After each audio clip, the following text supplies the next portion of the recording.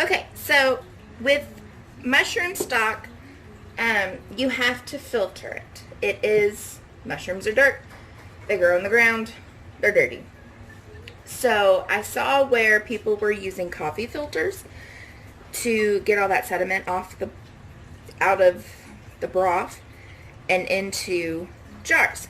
So what I'm going to do, I have my little coffee pod with a coffee filter, and I'm just going to filter it right now in a quart-sized jar because I'm going to put it in a pot to warm it up and bring it up to temperature so that I can put it in jars to can.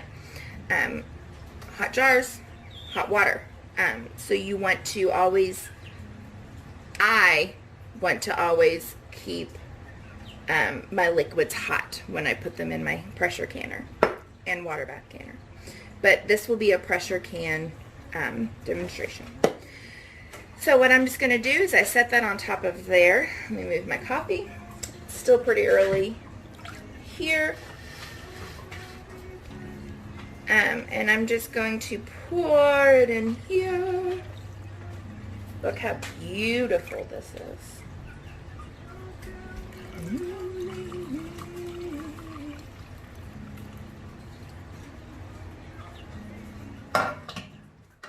Okay, so with my coffee, whatever you want to call this, it will not drain unless I'm pressing in the bottom. It's one of those coffee pots. I mean, it was like 20 bucks from Target. It's just a Black & Decker. But it's where you can like pull out your coffee if you're too lazy to wait. So it has like the anti-drip in it. So I'm going to have to press in this little guy to get him to drain into, can you see it? Here. But that's okay. So we'll do that again, and I will show you one more time, and then I'm going to do all of this, and I will bring you back, because I doubt you want to see me do all of this. And I'm just pressing the bottom and filtering it through. So once I get all this drained and filtered and in my pot to warm up on the stove, I will bring you back. Alright, so like I said, I've never done this before, so it's a learning process for both of us. So I have my mesh strainer, and then I have a coffee filter inside of it, and that is how I'm going to do it. And if you have a better way of doing this, please let me know in the comment section below. But I think this is the way that I am going to like doing it. It's less messy. So I will continue to do this, and then I will bring you back once again.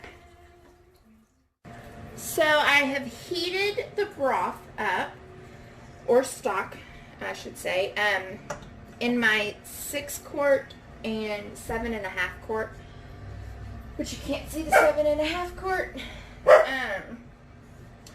So this is strained, heated up, and we're putting them into pint-sized jars, but look how beautiful that is. It's nice and dark, and it smells just like mushrooms. So I am filling the jars with 1 inch of headspace, because it'll boil and you don't want it to boil out once it's in the process.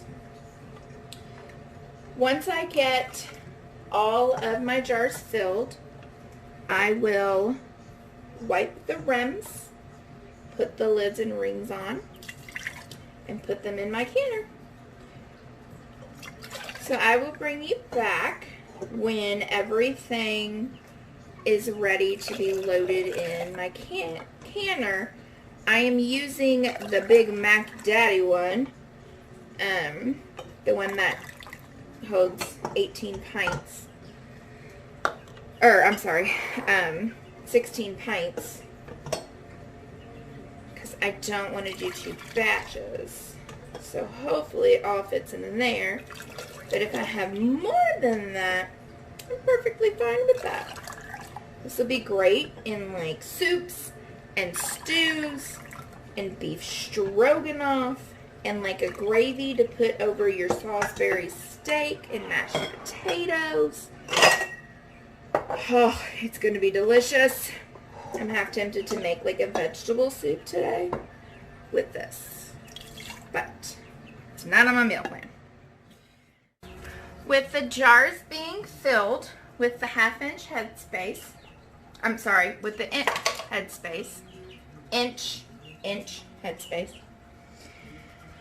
I wipe the rims with vinegar. Again, this is the last time that I have the opportunity to check to make sure there are no nicks in my jars, which would prevent, prevent them from sealing. So I wipe the rims. Now we'll put the lids on. I have them soaking in my hot water, not boiling, but hot. I use my tea kettle to heat up the water, and then I pour the water on top of my lids in a pot. So you want to screw on the lids fingertip tight.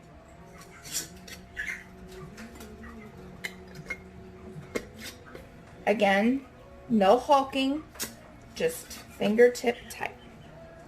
So with the All-American canner, my double one, let me pull you in closer for my double one. I have the appropriate amount of water. Now, with the double one, when you put your jars in the bottom, they will be covered with water. That being said, the reason is because I'm stacking my jars in this, so I need enough water to not only process the bottom ones, but the top ones as well. So read your manual before you put the water in. And then, like in my canning video that I showed you with the mushrooms and the crash course, I mark mine with a permanent marker so that I can see where I'm filling up to, it's just easier for me to do that. So with this double All-American canner, you can have 8 pints on the bottom, and you get 2 of these. I have one on the bottom, and then this one lays on top of those jars, because you do not want jars on top of jars. Sorry. You do not want jars on top of jars as they're cooking. You want a separator. So then you just proceed like normal. And you place your jars, make sure they're not touching. Max. The garbage man must have just arrived. You want to place your jars accordingly. 8 pints will fit on this. If you're doing quarts, the bottom layer would be 7 and the top layer would be 7. Since I'm doing pints, it's 8. Okay, so I ended up having to get my other All-American canner out. I got 16 pints worth, 4 12-ounce jars and 4 8-ounce jars. The reason I did the jelly jars is because I didn't want to open a new pack. And I'm completely out of wide mouth lids with dozens of wide mouth opened. So I wanted to use the jelly jars because I have regular mouth lids, and I didn't want to open another pack of regular mouth pint jars. And those sizes will be perfect for like making gravy and stuff like that. So I'm going to fill my other canner up. I guess I could put this lid on right now. Where's my lid? Okay. So with this lid, it's the same as the little guy, and mine barely fits in here. I normally put him on the external burner, but I didn't. So you do opposites.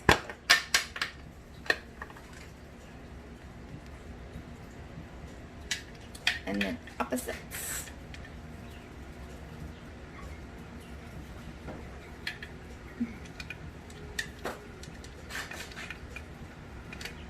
And then once you do opposites, you want to tighten opposites. Okay, and then this bad boy, my burner is on. And because it was heating while I was doing the jars, because you want hot liquid in a hot canner. If you do hot liquid in your jars to a cold canner, they will bust. So I'm going to fill the other one, and then I will bring you back once we get that pretty steam coming out of this guy, and then I will vent it for 10 minutes. So I will bring you back when that happens. With the littler canner, I have the steady stream going. So I'm going to set my timer for 10 minutes and let that vent for 10 minutes. With the big O guy, it takes a little bit to heat up because he's massive. Like you can see the difference. He's massive. So it takes longer for me to get some steam going. Alright, we have venting for 10 minutes. So I'm going to put my weight at 10 pounds of pressure because that's what my altitude is. And this guy, still, it's trying, but it's still not up there yet.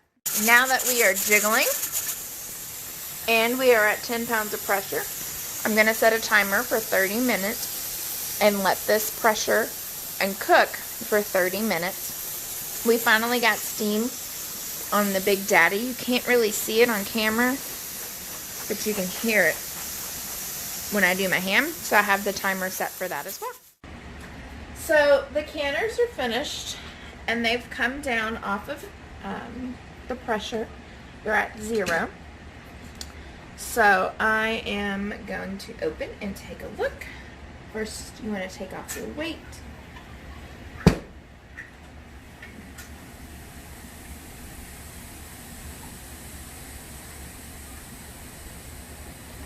Okay. And then you want to open it with opposite sides. These are hot, but I can touch them right now. So you twist the lid, pull it away from your face,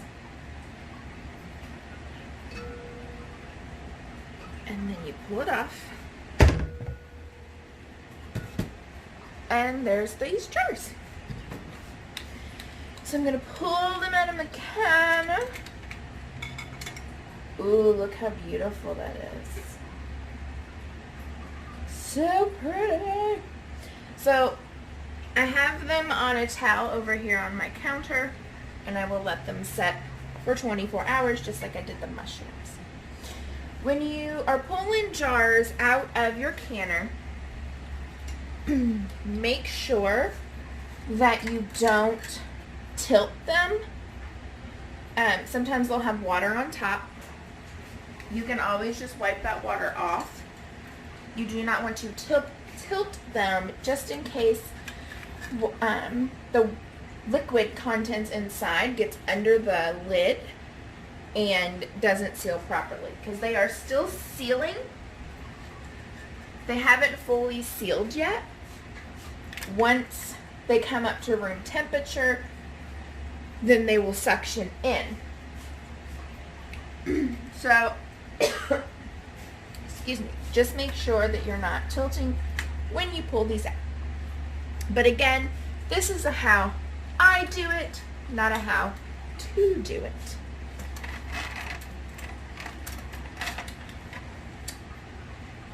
And then I will bring you back when it's time to clean the jars and store them. So, hope you stick around. Okay, so it's been over 24 hours. Well over, because I'm not going to lie, I got lazy and I didn't want to clean them. So I already have all but 4 cleaned, washed, and labeled, but I wanted to show you what I did. So after they set for 24 hours, you do not touch them. You want to check and make sure they seal. So if you touch the top of this and it doesn't make like a buckle noise or a popping noise, then it's sealed.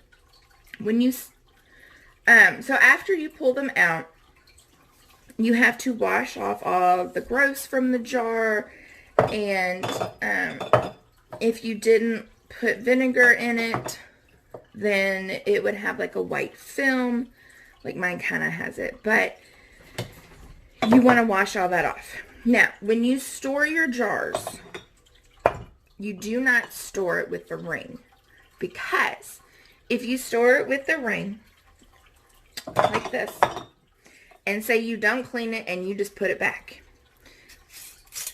underneath this, you will end up building up bacteria and grossness, and it can potentially damage the seal and cause botulism. So you do not want to do that. So what you're going to do is you're going to take the ring off, and you're fine.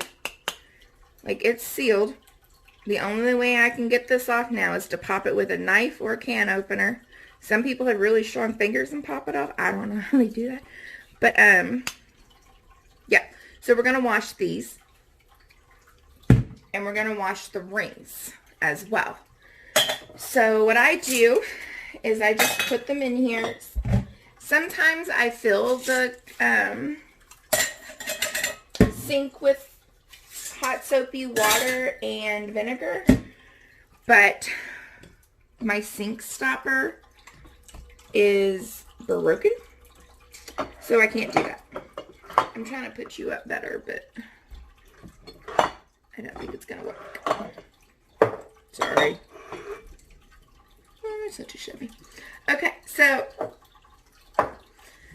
what I do is I just let the water get hot. Mine takes a half a second. A little more than half a second.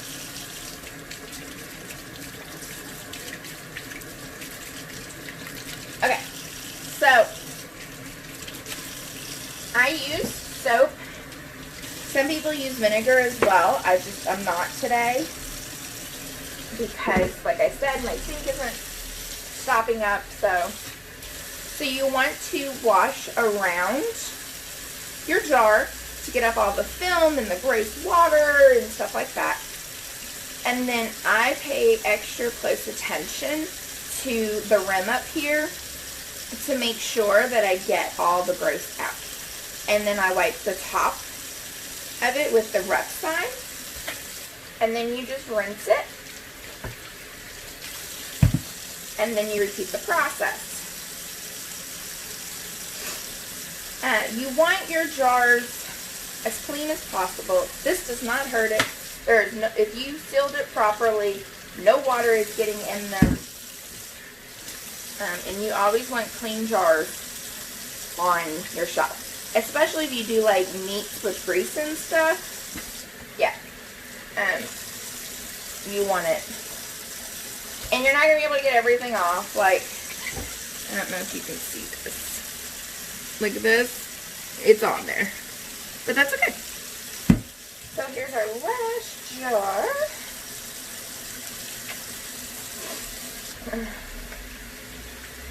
Alright, so with the rings, I just go around in a circle like this and clean them.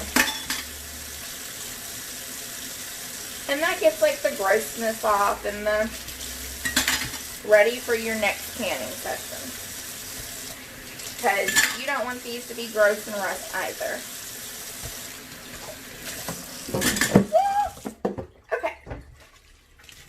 So now that that is finished, you want to dry off your jars.